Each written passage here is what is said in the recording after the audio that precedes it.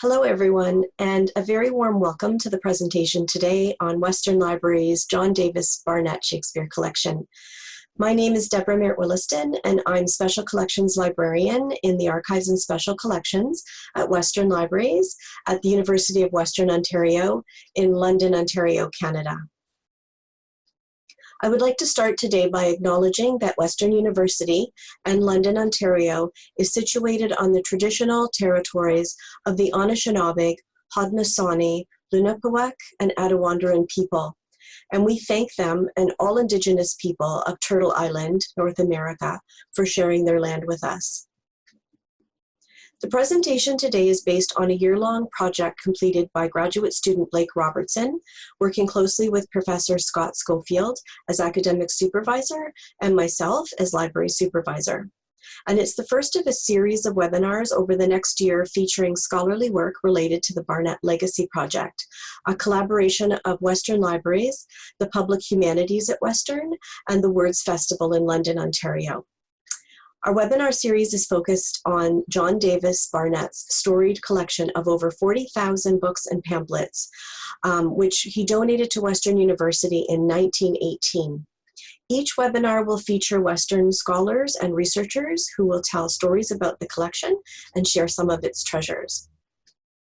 Our next live event will be September the 24th at 1 p.m. Eastern Standard Time. That's Toronto, New York time. And we'll feature King's University College Professor Ian Ray, who will present how John Davis Barnett helped to found the Stratford Shakespearean Festival of Canada. And there should be a link in the chat to register for that event right now, if you would like. We welcome everyone to join us for this free public series, and all of our webinars will also be recorded and made available on the university website. I'd like to thank Western Libraries for supporting this project and for the many Western Libraries staff who supported the project behind the scenes during a time when access to rare books, rare book material due to the pandemic made things a little more challenging than usual. And also a big thank you to the folks in the Arts and Humanities Department at Western who are also supporting this project. Blake is a fourth-year doctoral candidate in the Department of English and Writing Studies at Western. Broadly speaking, Blake's research investigates the impact of early modern textual networks on playhouse dramas of Shakespeare and his contemporaries, as well as the shaping of Shakespearean textual criticism and editing through the 18th, 19th, and 20th centuries. Scott is associate professor at the Department of English and Cultural Studies at Huron University College. He is an early modern scholar with expertise in book history. His past publications include articles on Shakespeare, Renaissance private libraries, and note-taking practices. In 2016, he was lead curator for a collaborative Shakespeare 400 exhibition at Toronto's Thomas Fisher Rare Book Library. He is co-editor with Andy Silva of Digital Pedagogy in Early Modern Studies, Method and Praxis, and is leading a 2-year SSHRC-funded project that examines and digitally curates evidence of ownership and note-taking found in more than 130 surviving copies of Ralph Brooks' contentious 17th century book of heraldry, entitled A Catalogue and Succession of the Kings, Princes, Dukes, etc. of this realm of England. The first iterations of the digital series for this project and the Barnett project will be available by end of summer. And so at this point, I will turn it over to Scott and Blake to start their presentation. And during the presentation, if you have any questions, please do pop those into the Q&A box, and we will happily answer them at the end. So Blake and Scott. Hello, everyone. And yes, thank you again, Debbie. Just give you a quick section breakdown here. I'll be starting here and we'll be talking a bit about process, and then I'll turn it over to Dr. Schofield to speak about accession books and some more copy specific details of some of the copies. And then we'll come back to me and we'll talk a bit about tagging and genre and further considerations of the project. So, can everyone see the slideshow? Yeah, it's good. Good. Okay. In 1918, the Stratford, Ontario Grand Trunk Railway engineer, public intellectual, and avid book collector, John Davis Barnett, donated his private library of more than 42,000 books to the University of Western Ontario. The vast majority of the collection can still be found in Western's special collections, main library stacks, and storage facilities, and the list of books are recorded in Barnett's hand over a series of accession books. Accession book number 1, dated 1899, includes Barnett's enumerated listing of titles from his Shakespeareana collection, spanning nearly 60 pages and divided over numerous subsections. The accession book includes primarily 18th and 19th century titles, with a smaller selection of 17th and early 20th century works. In short, it represents one of the largest, if not the largest, private collection of Shakespeareana in Canada for its time.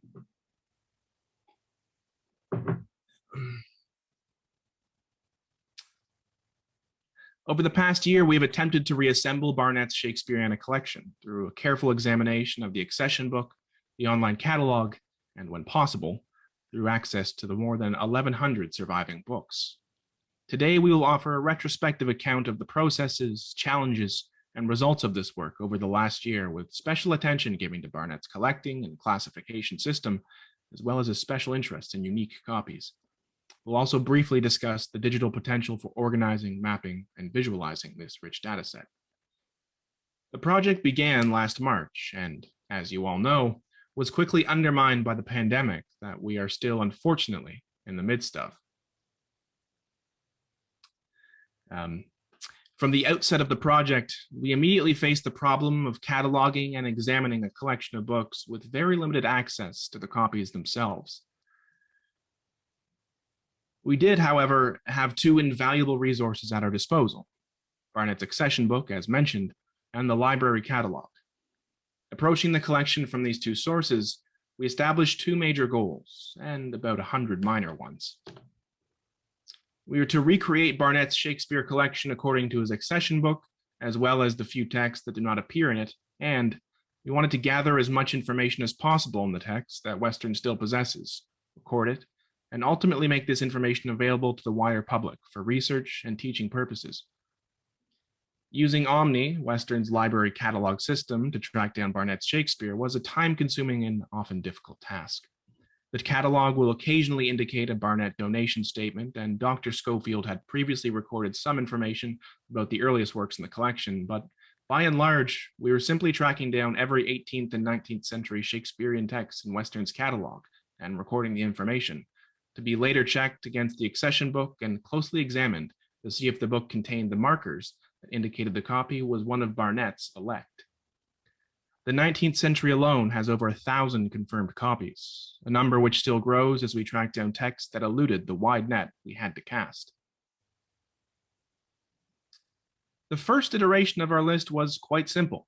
We modeled our entries after the style of 19th century catalogs and bibliographies, some of which Barnett himself owned. We included location, author, title, publication details, one set of notes, and whether or not the Folger Shakespeare Library had it, and the call number. It soon became apparent, however, that we would need more categories to ensure we were to reproduce the copy information with as much detail and accuracy as possible. We also realized that it would be incredibly useful to provide direct links to the Folger Shakespeare Library catalog, so researchers would be able to quickly compare Western's copy data with the data available through the Folger.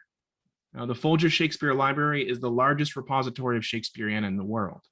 The thinking is that if the Folger does have the same book, we can make use of their general notes to add important details and compare copies. If the Folger does not have the text, then we know that we are looking at something that is quite possibly very rare, that would speak to the uniqueness of Barnett's collection.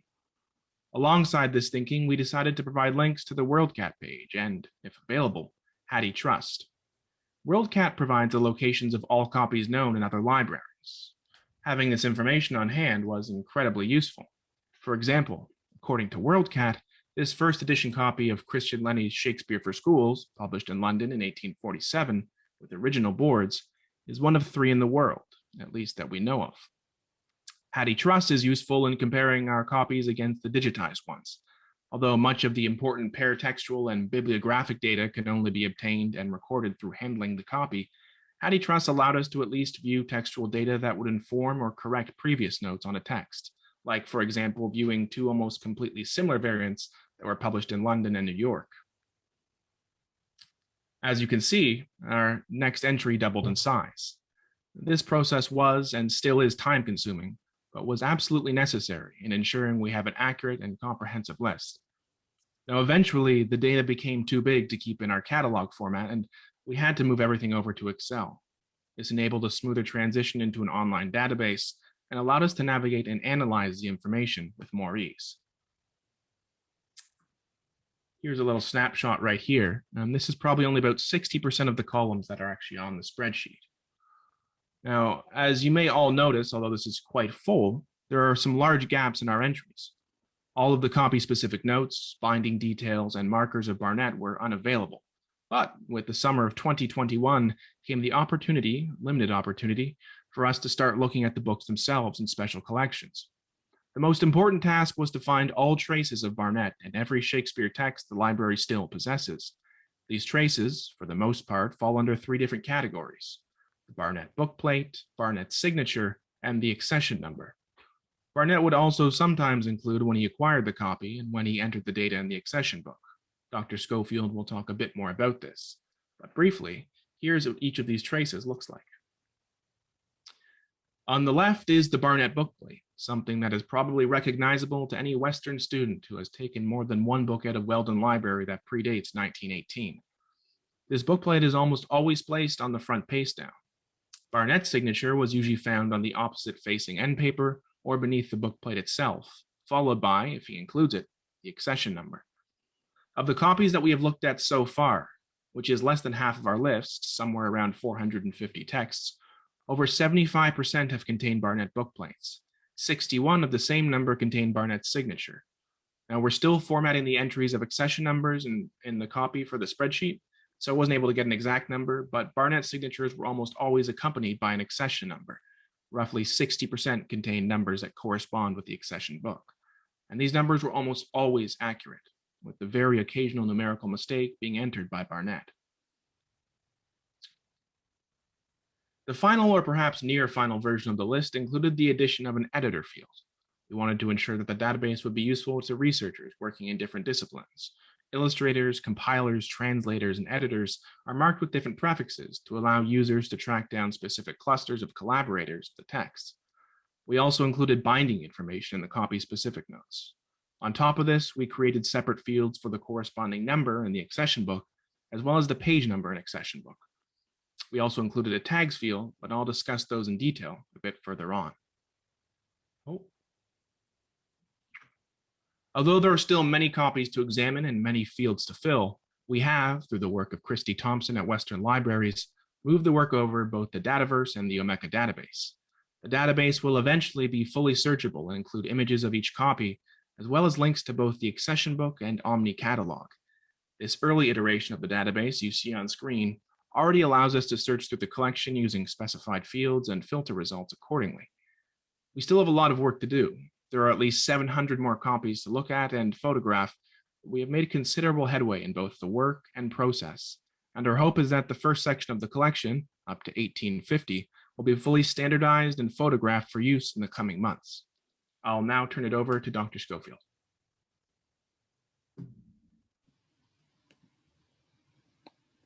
All right, thanks, Blake. I'm just going to share my screen here. Okay, perfect. So when the Stratford, Ontario Grand Trunk Railway engineer, public intellectual, and avid book collector John Davis Barnett donated his private library of more than 42,000 books to the University of Western Ontario in 1918, he presented the collection with a series of accession books that he created as an inventory for his vast collection. Accession book number 1, dated 1899, begins with 2 indexes. The first contains a listing of the various subsections of the Shakespeare collection, and the second provides a key to various abbreviations employed for individual entries. The subsections are listed as follows, and I read: sonnets and poems, reference books, calendars, almanacs, birthday books, quotations, Bible, religion, morals, eulogy, pictures and illustrations, Falstaff, life, biography, and novels, forgeries and discussion of authorship, bibliography, book and museum lists, miscellaneous, collective editions of the plays, Hamlet, partial authorship, single plays and comments on, tales from Shakespeare and children's editions, sources on which he drew, discussion, study, and comments, special and technical knowledge, and finally, Stratford-on-Avon and Shakespeare's England. This index makes for easy searching. Users can turn to a subject, scan the list of entries over one or more pages, and ideally choose a book or books to study. Consider the section starting on page 10 entitled Pictures and Illustrations.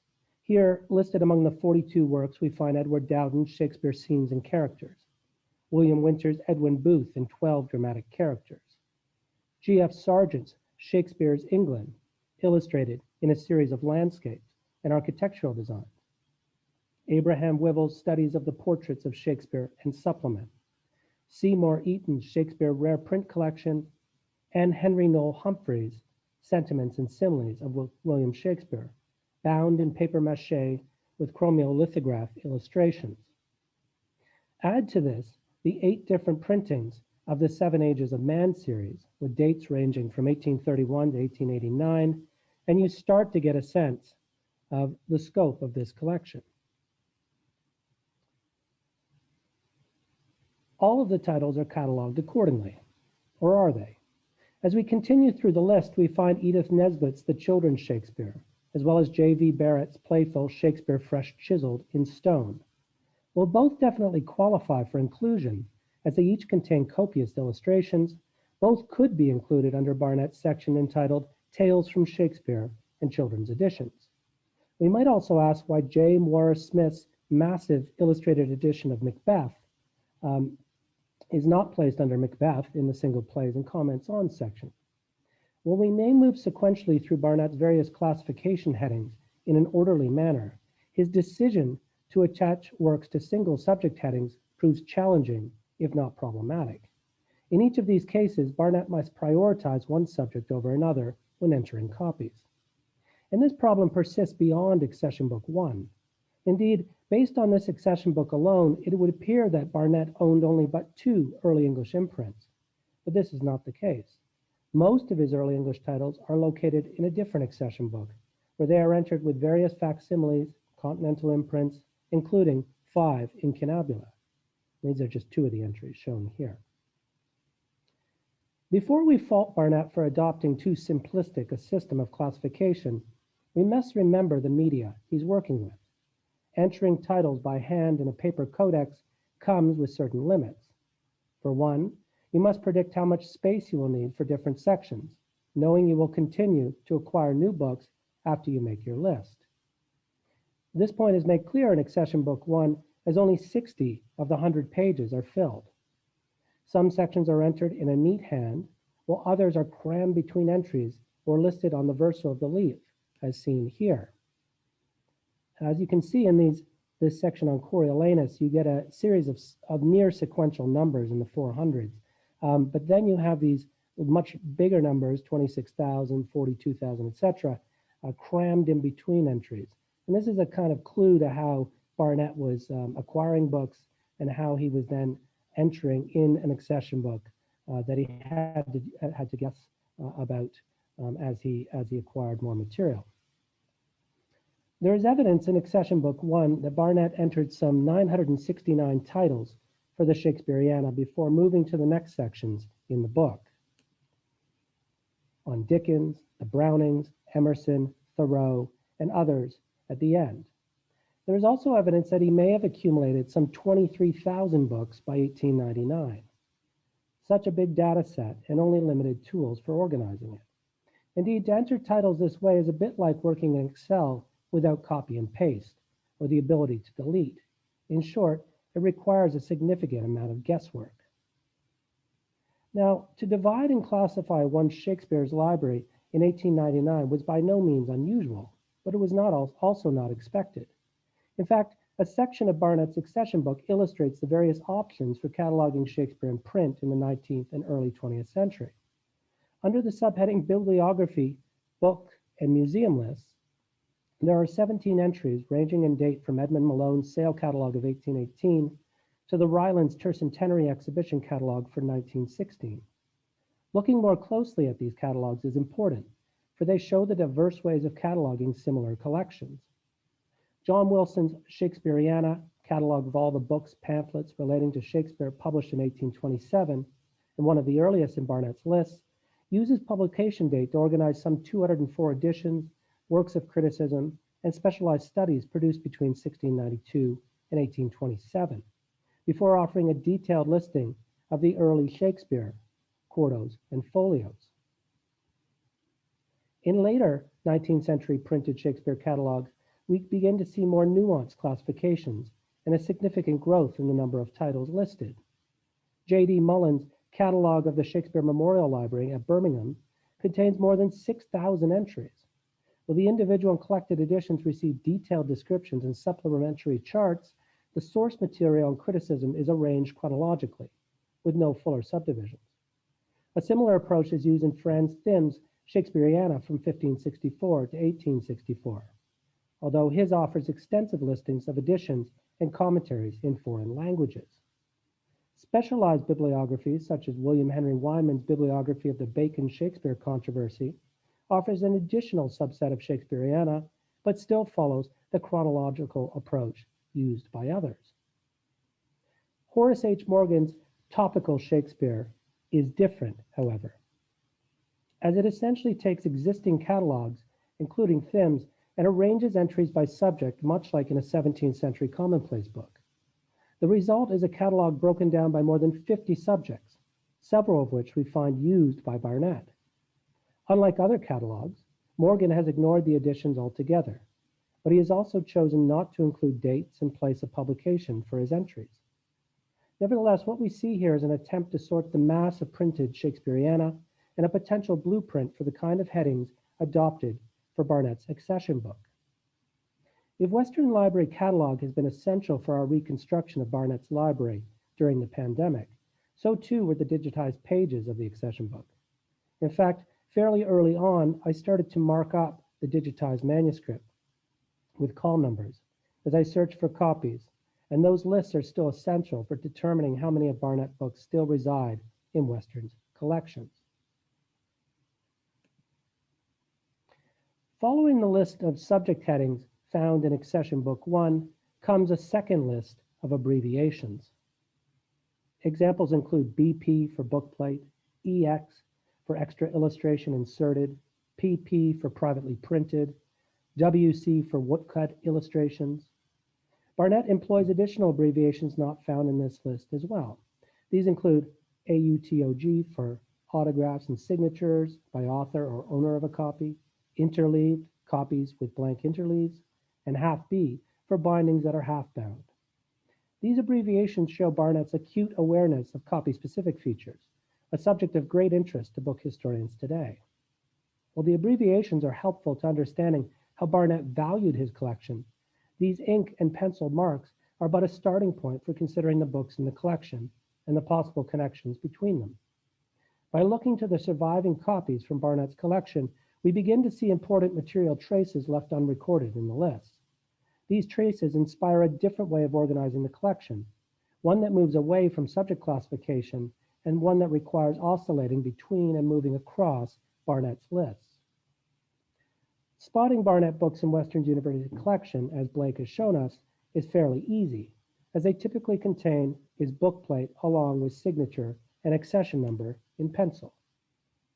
In some cases, as in the example shown here, Barnett adds an additional date to record when the book was purchased or acquired. Such evidence has proven vital for reconstructing the Shakespeareana portion of Barnett's library.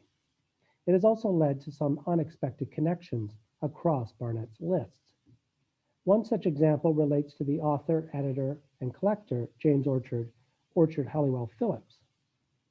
Barnett owns several works by Halliwell Phillips, including editions of manuscript plays, studies in fairy mythology, discussions of Shakespeare's sources, and more. Of particular interest are several rare Hollywood-produced facsimiles, a facsimile of the original indenture of the conveyance of over 100 acres of land, which was made by William and John Combe of Stratford-on-Avon to Shakespeare on the 1st of May in the year 1602, was, like many Halliwell Phillip imprints, privately printed. In Barnett's accession book, this large folio appears under Sources as item number 738 and contains the book's measurements, 13.5 by 8.4 inches, and the word private. What is missing from the accession book entry, however, is any indication of Halliwell Phillips' initials, JOHP, and his additional note on the limited run found in Barnett's copy. 25 copies only printed, and the woodblocks destroyed, April 1884. More than a mere annotation, the note offers important clues to the work's making and Halliwell Phillips' desire to restrict readership. It is one thing to produce a limited run, but quite another to destroy the printing materials required to produce any future copies. If Barnett's accession book offers important clues on copies, they are often partial and inconsistently employed. Consider another example. Unlike the giants of American Shakespeare collecting, Henry Clay Folger and Henry Howard Furness, just to name two, Barnett did not own any of the early Shakespeare quartos or folios. However, he did own several restoration plays, including a number of Shakespeare adaptations. Barnett's copies of Nahum Tate's 17th century adaptations of King Lear and Coriolanus appear in his accession book under the single plays and comments on section. There are no special abbreviations for either of the entries, which are numbered 415 and 435 respectively.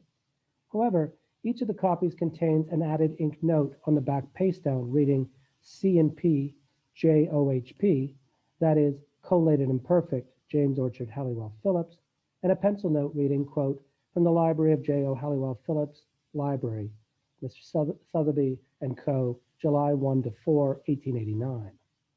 Well, the first note directs us to Halliwell Phillips' ownership and his collating of the copy. The second highlights its place in the Halliwell Phillips sale administered by Sotheby in 1889. When we turn to that sale catalog, we find the two works together as lot 1114. In this case, looking to the copy leads us to another's library and the auction house that sold the book.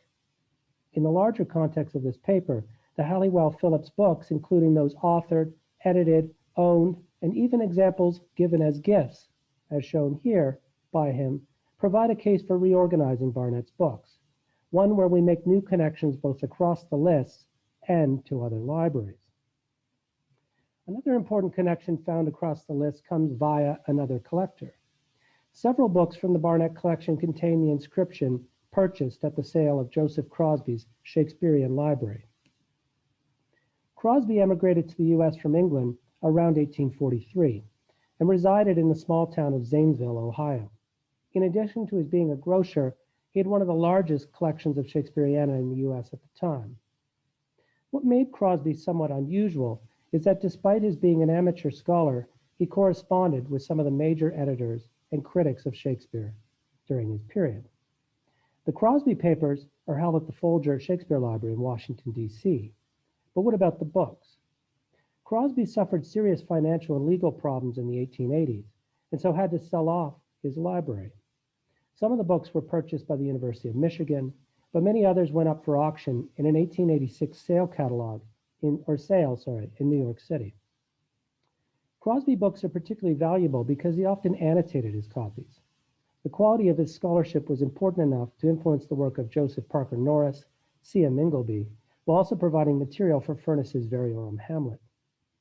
Among the various surviving Barnett Crosby books is a copy of Charles Jennens' editions of King Lear and Othello, published in 1770 and 1773, respectively.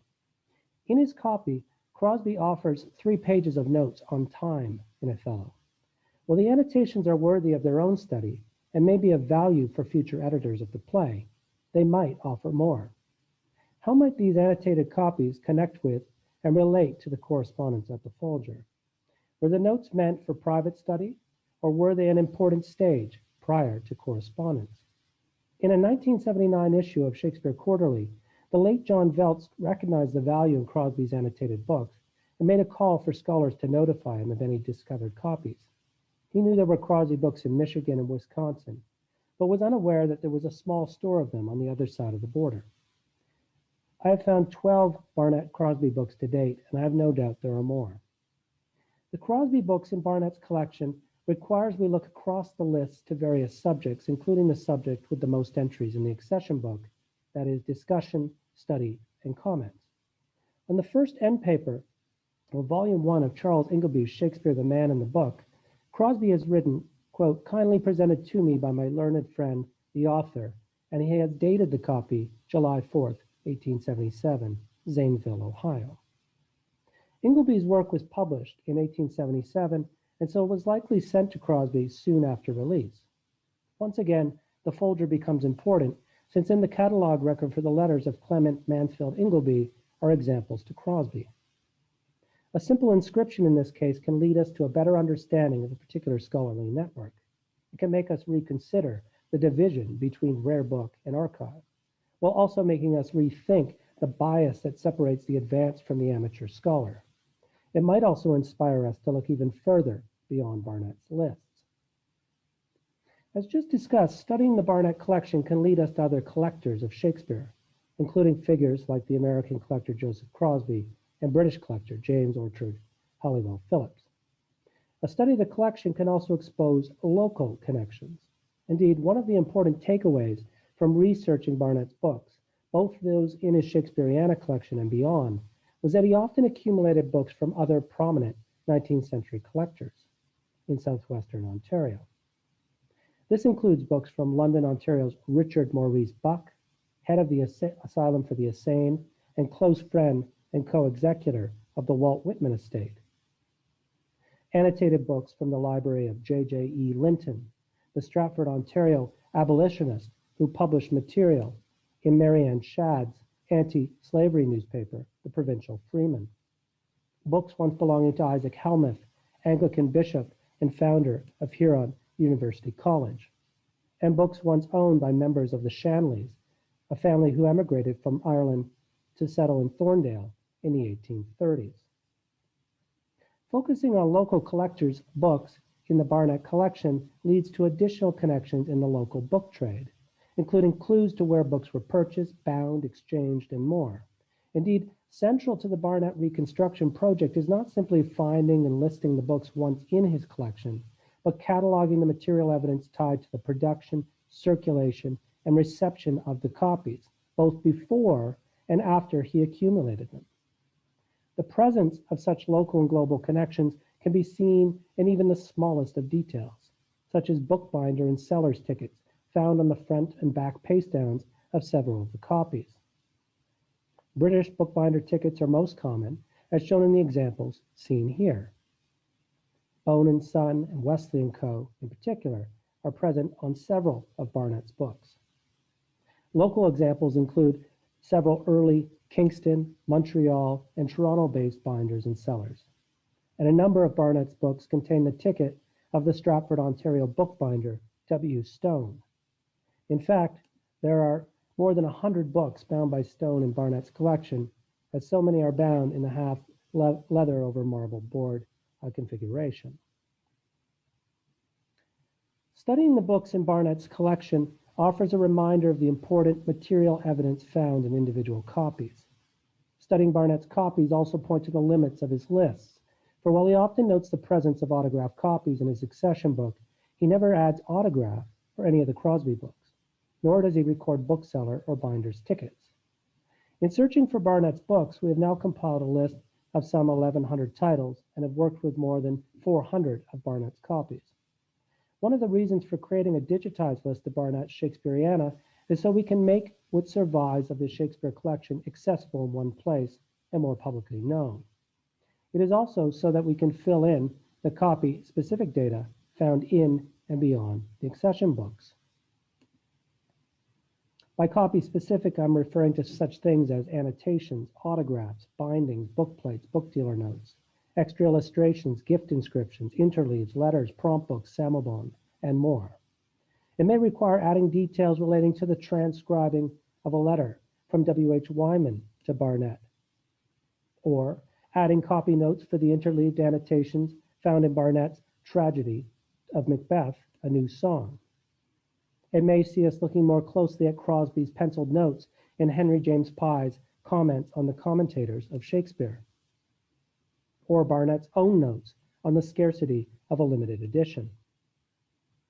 Each entry comes with a detailed description of the binding, including examples in contemporary marble boards or tree calf, or those that are still bound in the original publisher's paper boards. An online database also affords new possibilities for studying, seeing, and visualizing the collection that looks both to and beyond the lists. In 2019, Ian Ray alerted me to the holdings of Barnett's engineering papers and published articles that had been sent from Western in 1975 to Libraries and Archives Canada. In that transfer, a small selection of Shakespeareana was added, including 2 books with Crosby provenance. There is also a small batch of related ephemera, including reports, invitations, and several printed prospectuses for Shakespeare books in Barnett's collection, along with bundles of uncatalogued newspaper and magazine clippings. In this case, we see yet another reason to look beyond the accession book, for these items are not included in Barnett's lists and yet are arguably more valuable than many of the books themselves. As I patiently wait for my chance to travel to the US, to Michigan, to the Folger, and so on, as well as Ottawa, to access additional Barnett materials, I continue to move within, across, and beyond Accession Book 1. Now we'll return back to Blake.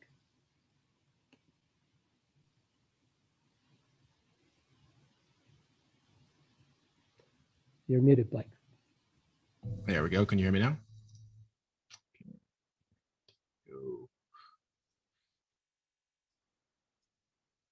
Everyone see that okay? Yep. Thanks.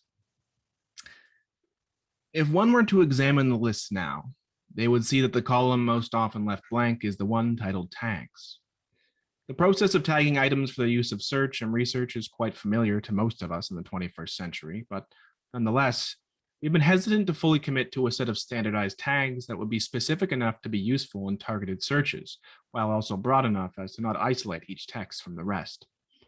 Tagging within this collection specifically requires us to fit the text into a genre or subgenre or definitive category that will affect when the text appears in a search. It begs the question, in this project concerned with the recreation of Barnett's collection, do we just adhere to the way he categorized each copy, or do we create our own system of classification? This question bothered us over the past year. It still bothers us. The simple answer would be just to use Barnett's divisions, but as Amy J. Devitt reminds us, genre is a dynamic response to and construction of recurring situation, one that changes historically and in different social groups, that adapts and grows as a social context changes, unquote. Ultimately, we decided we had to make our own classification system as Barnett's categories were somewhat limiting. We needed these categories to be both informative enough for researchers exploring within their specific interests and varied enough to demonstrate the diversity of subject contained within the collection. We also needed to look at every copy to verify the contents and ensure the classification actually aligns with the subject matter of the text. Gems of Shakespeare, for example, isn't really about gems as straightforward as it sounds about gems, whereas Shakespeare as an angler is actually about Shakespeare being an angler. The process of creating these tags also revealed important features about the collection that would never have been obvious had it been categorized in accordance with Barnett's accession book or regular subject headings.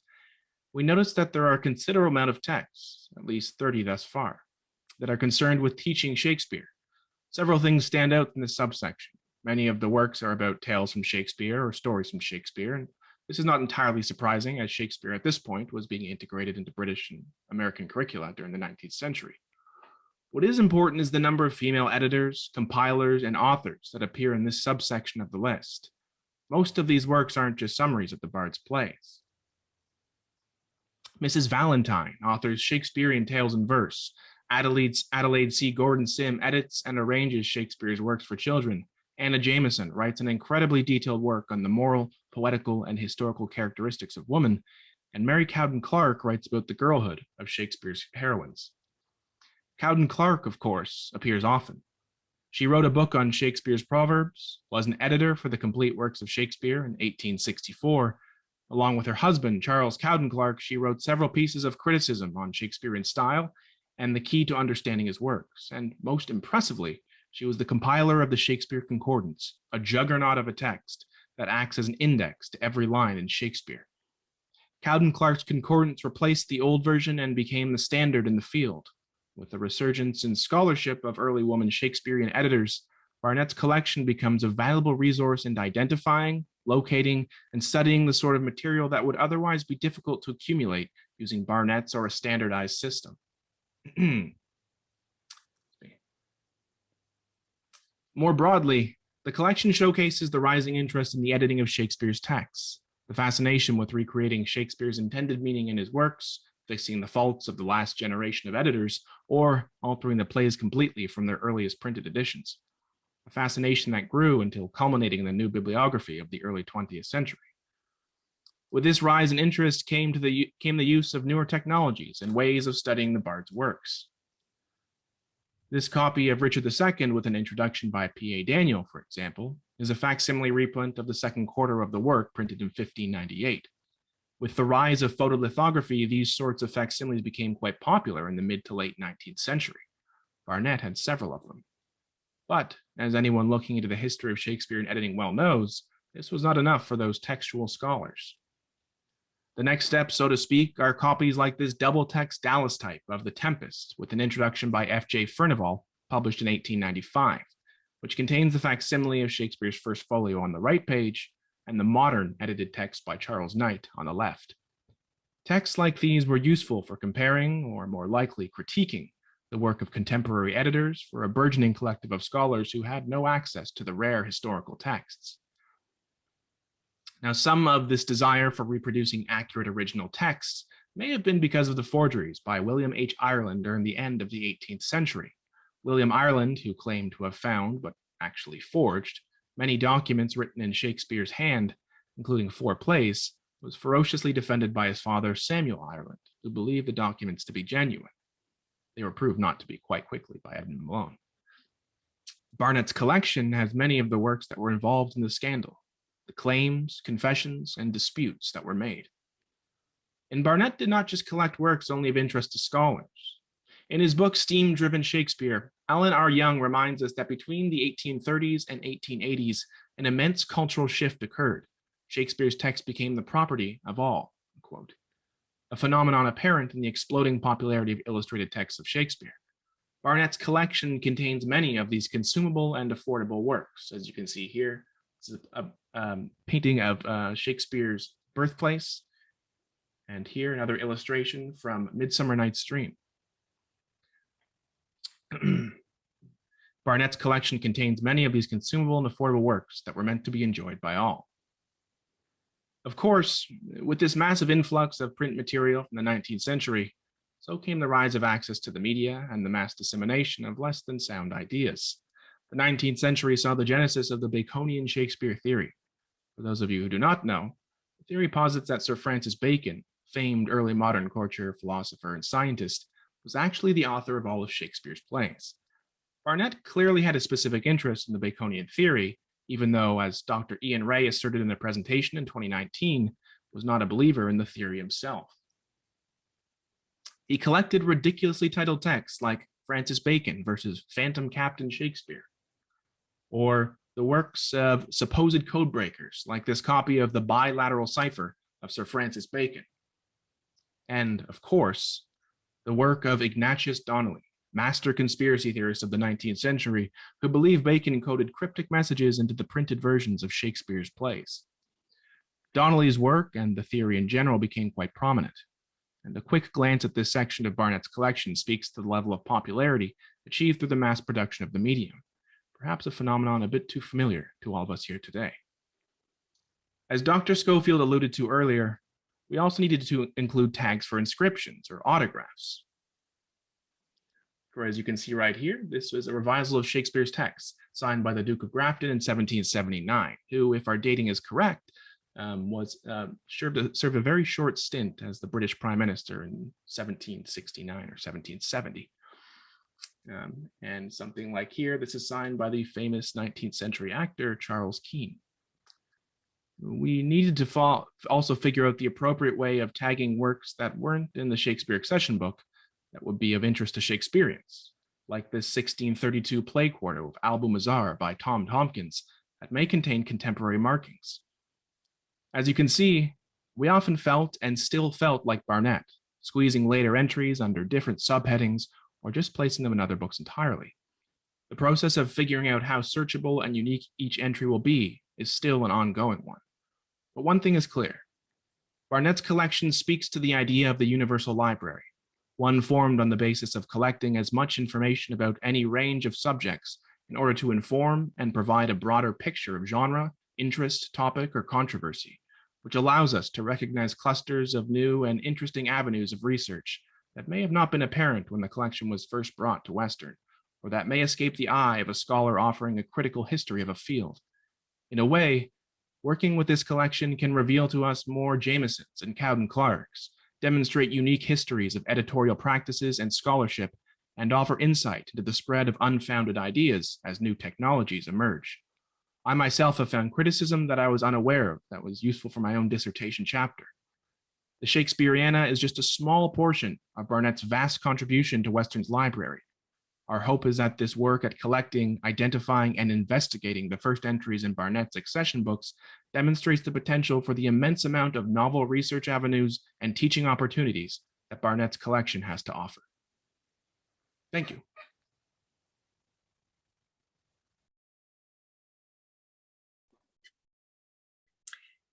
So if anyone has any questions, please enter them into the Q&A and we'll see if we can answer them. Okay, and I'm seeing a few come up. From Menina, did Barnett ever publish any scholarship on Shakespeare? You want me to take that one, Blake? Little bits in periodicals and so on. There's also a strange book I have found at the in the catalog at the University of Michigan, which assigns Barnett as author. I'm not so sure this is true, but I need to look into this a bit more. He did have an investment, as mentioned, or Blake mentioned, in the Shakespeare-Bacon controversy. And I see him a little bit like Crosby with a bit less publication. That is, he's sending letters, tons of letters. And so he's clearly writing on Shakespeare and is interested in it. But in terms of official publication, it's fairly minimal. But we also have to consider the fact that he is an engineer, and he publishes widely in engineering journals and so on. But it's a great question and one that we still need to look a bit more into.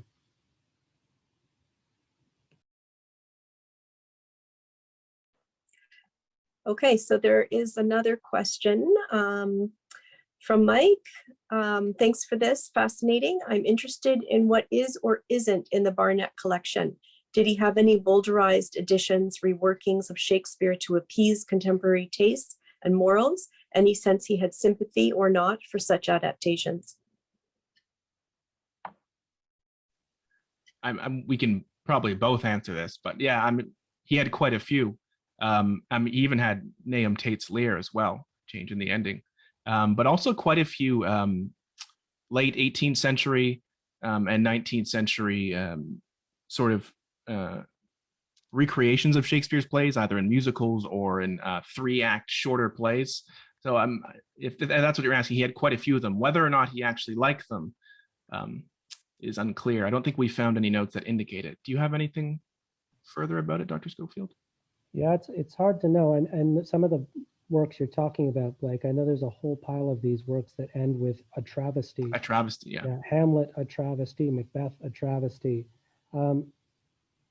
It's tricky because one of the things with Barnett, remember as we both started with, this is a collection of 42,000 books. And the Shakespeare portion, while significant, is still a kind of pebble within that larger collection.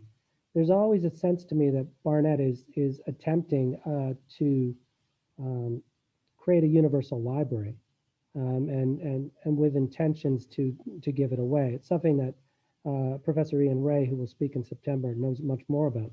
But this idea of where he sympathizes and so on is quite tricky because we don't find clues of that in the annotations. It's more of his annotations have to do with what he has, what he's looking for, and what he's still after. In fact, there's a wonderful page in one of the accession books that says copies yet to be obtained. So I can only imagine him getting on and off the train, going down the eastern seaboard and so on, feverishly looking for these copies and somehow pulling off his 8-hour day or 10-hour day or whatever he was working at the same time.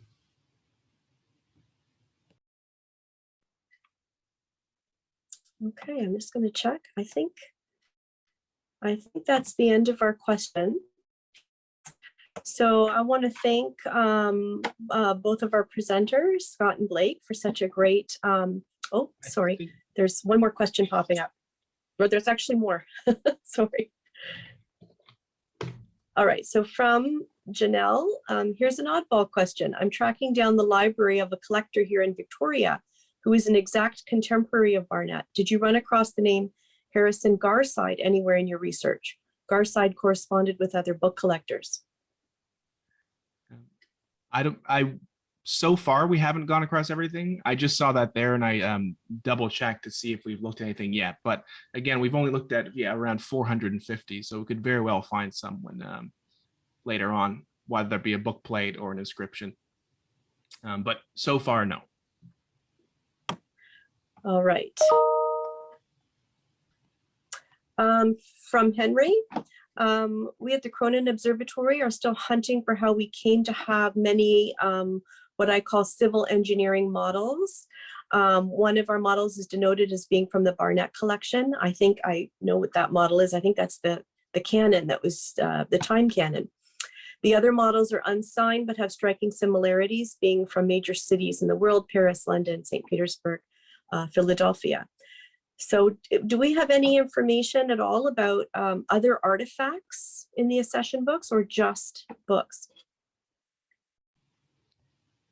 So far, I've only found books, but I've been aware of these sort of objects, and it's really curious to think of Barnett not being satisfied enough with his massive book collection, but that he wants to collect other physical objects. I also wonder if an answer to that question might come via Library and Archives Canada, where the engineering papers and the bundles are. There might be material there tied to some of the more scientific material. But having said that, we also need to go through these accession books with a fine-tooth comb, and with limited access, we're only starting to be able to do that. One of our hopes, and I think working with Western libraries, is to digitize the accession books and transcribe them so that we can see fully what's there and think about, as I was saying, about the connections across the lists, but also across the accession books. So I don't think I answered the question really, but I think there's a couple of places you might get the answer to that question that through Library of Archives Canada and so on. Right. Thanks. And here's a question for you, Scott, from Mark. Very interesting indeed. Do you happen to know if the Shanley family is related to Colonel James Shanley, who lived in the Shanley Townhouse, 301 Piccadilly Street? Wow. I feel like this is a trap question. I think it might be. I don't know. The Shanleys I know of, and there is a James. James is, I believe, the father. The Shanleys come to sort of across to Canada in the 1830s from Ireland. The father training at Trinity College Dublin. And I know there's many sons and daughters. And so one of the tricky parts about working with the Shanley material is which Shanley are you dealing with? There's various book plates too. But all the Shanleys I've come across are based out of Thorndale, just about 25 minutes from London, Ontario. So I don't know about that question specifically, but it's not impossible. Okay, so in this from an anonymous attendee, in the slide of the 3 volumes by Clark, it looks like one has an elastic wrapped around it. If it is, he recommends that we remove it and use unbleached cotton tie instead. I'm not sure that we have any elastics. No, it's a cotton tie. Yeah. It's a cotton tie. Yeah. Okay. I was going to say, yes, I would recommend that as well. Yes. All right. All right. Let me just see if I just don't want to miss any here. So we've got MJ. one of our faculty on campus asking, it seems odd that Barnett is based in Stratford, where the festival was eventually founded 40 to 50 years after he dies. Is there some Shakespeare ecology in that town that attracts this attention to Shakespeare, whether books or performance?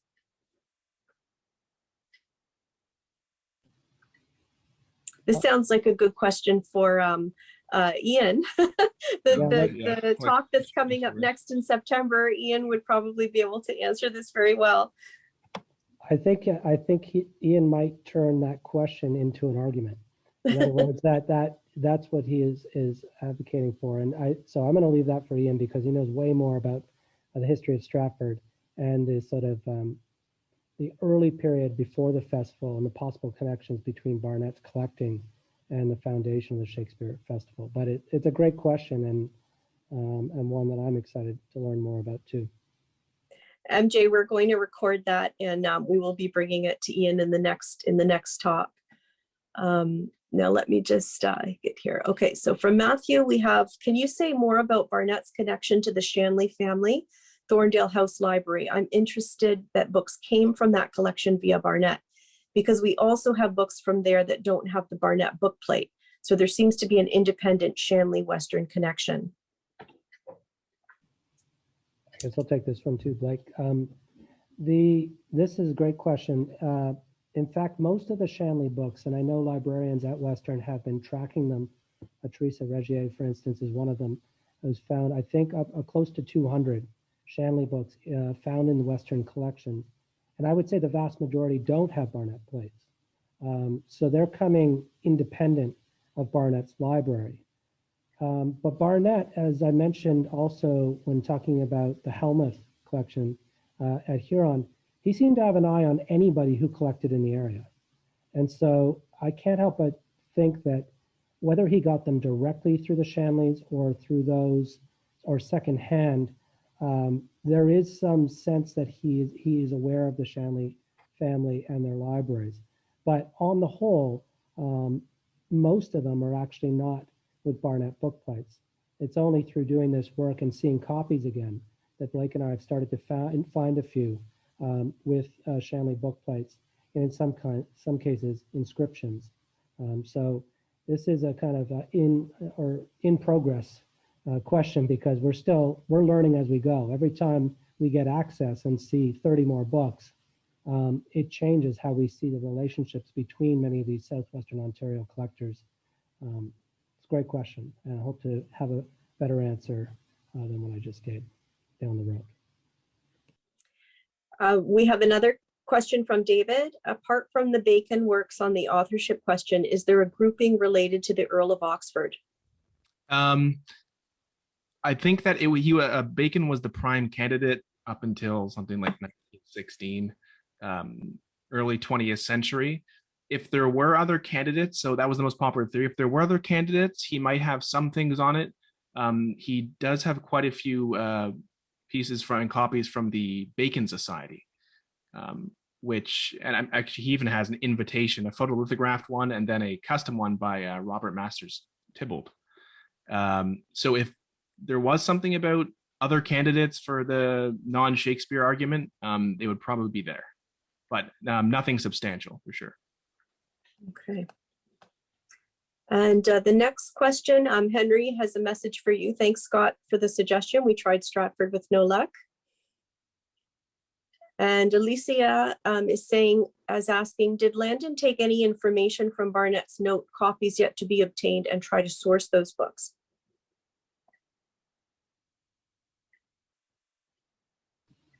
Sorry, Deb, could you repeat that? Yeah, I missed sure. part of it. Yeah. Did Landon take any information from Barnett's note, copies yet to be obtained, and try to source those books? Ooh.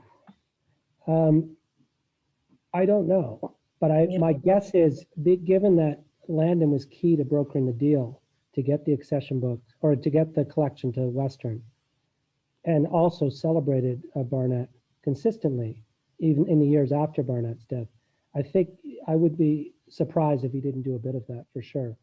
Again, to answer that question, we need to look more carefully at the archival remains tied to Landon and Barnett.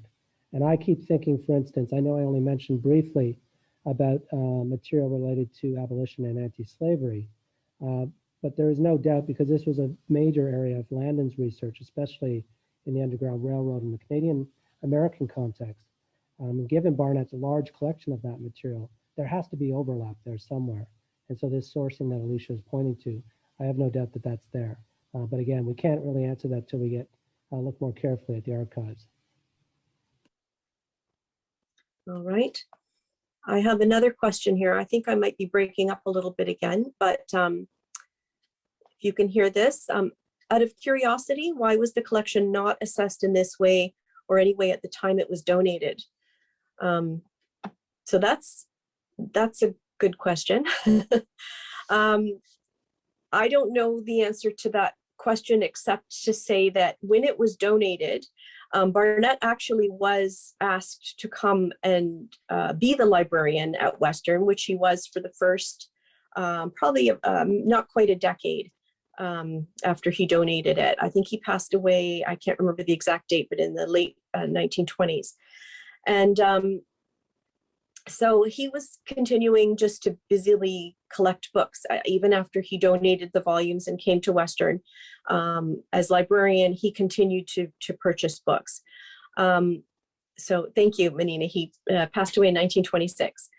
And so, and after that, I think the emphasis was just to build a library. I'm not sure that there was the foresight at that time to or maybe the resources or the time to start doing that kind of work. So you just start building a library, and we're looking back now and seeing the value in all of the collecting and the accumulation of it, but I'm not sure exactly then that would have been seen.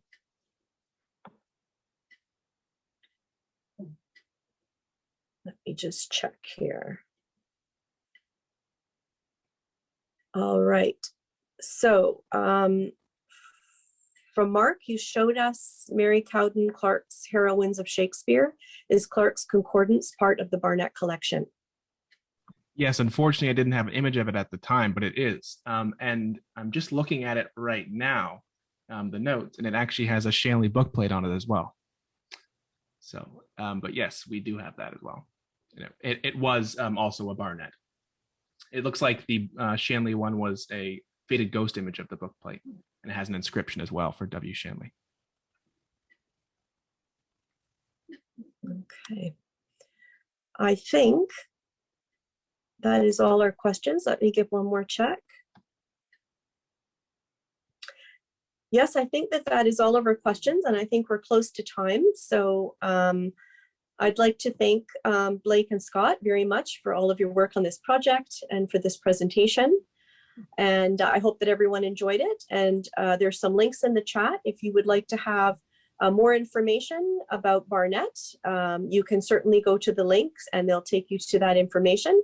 If you would like any more information from Western Libraries, myself, Scott or Blake, you can contact me on the Western Libraries website and we'd be happy to respond. So thanks so much everyone for attending. I hope that we see you at our next webinar in the Barnett series in September.